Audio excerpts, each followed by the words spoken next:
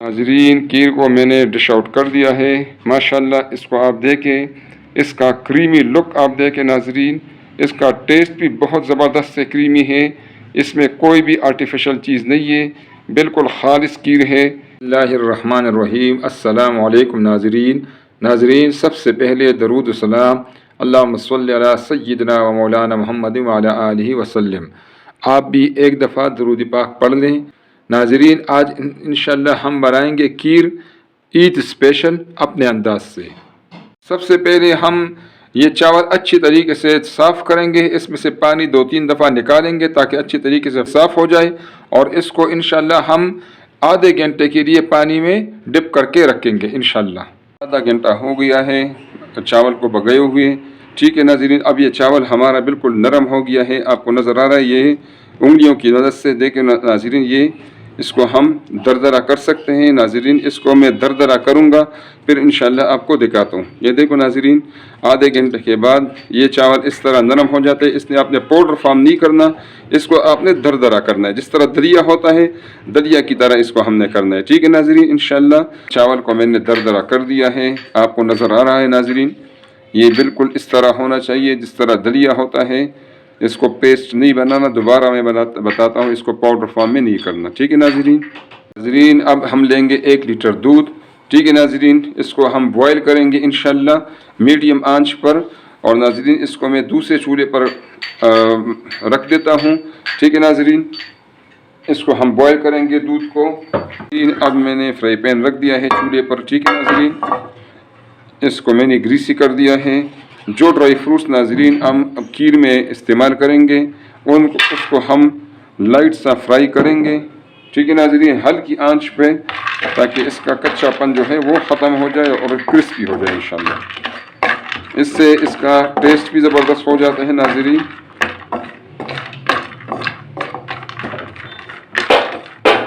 آپ نے آنچ کو بہت کم رکھنا ہے, تیز آنچ پر یہ پھر فوراً جل جاتے ہیں.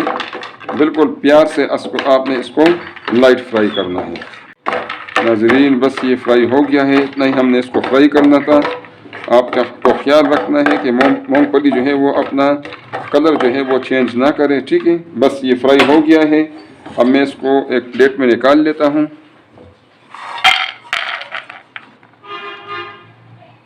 چولہا آپ نے بس اتنا ہی رکھنا ہے. آپ کو نظر آئے ناظرین, یہ جو ڈرائی فروٹس ہم نے فرائی کر دیے ہیں اس کو اب ہم نے کوٹنا ہے, اس کو دردرا کرنا ہے. ٹھیک ہے ناظرین, اس کو بھی ہم نے پاؤڈر فارم میں نہیں کرنا, تاکہ یہ کھیر میں جب منہ میں آ جاتا ہے تو اس سے اس کا ذائقہ بہت اچھا لگتا ہے. اب اس میں ہم ڈالیں گے, اسی فرائی پین کو میں نے صاف کر دیا ہے, ڈرائی فروٹس نکال دیے ہیں. اب اس میں نے ڈال دیا 250 گرام چینی. ٹھیک ہے ناظرین, آپ چینی اپنی مرضی سے زیادہ کم کر سکتی ہیں. اس کا میں بناؤں گا کیریمل انشاءاللہ.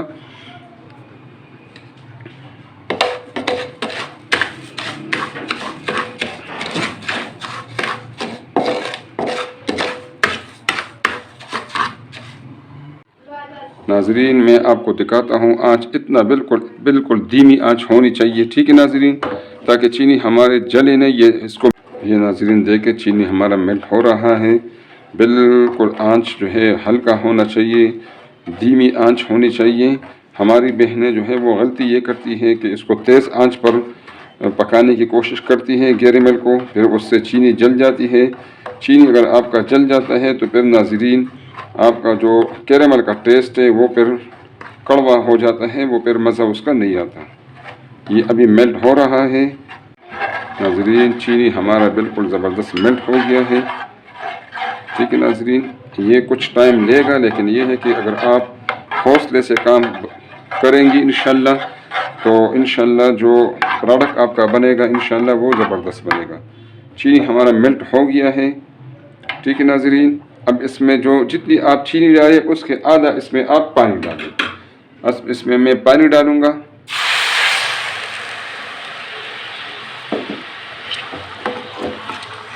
اور یہ خود بخود اس میں مکس ہوگا پانی میں, آپ نے پریشان نہیں ہونا.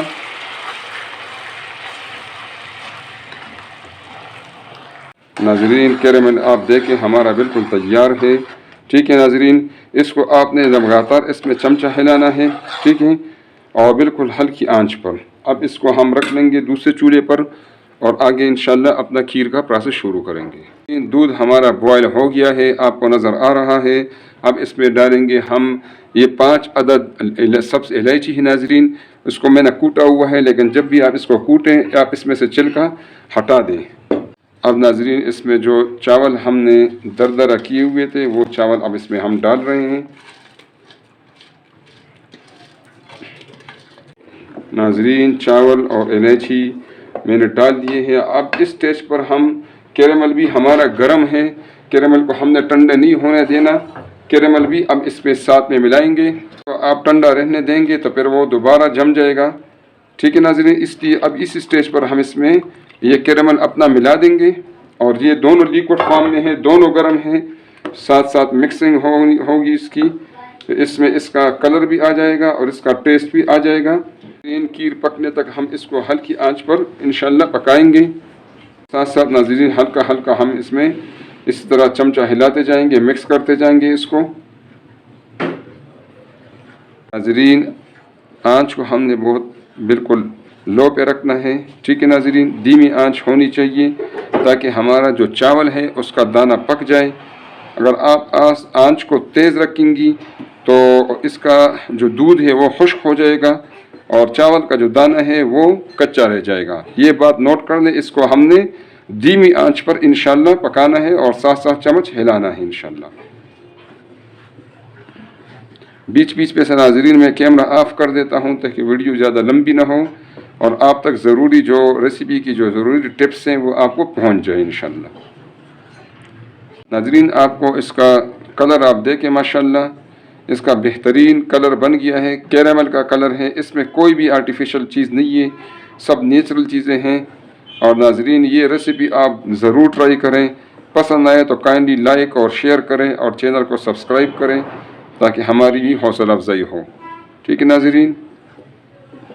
یہ ہمارا جو چاول ہے یہ 100 گرام چاول تھا، ماشاءاللہ اس سے ٹھیک ٹھاک کھیر بن جاتا ہے، بہترین ہوتا ہے، خالص ہوتا ہے، آپ کے اپنے سامنے بن جاتا ہے، اس میں کوئی بھی آرٹیفیشل چیز نہیں ہے۔ لہٰذا آپ جب بھی اپنے بچوں کے لیے بنائیں انشاءاللہ گھر میں ہی آپ بنایا کریں۔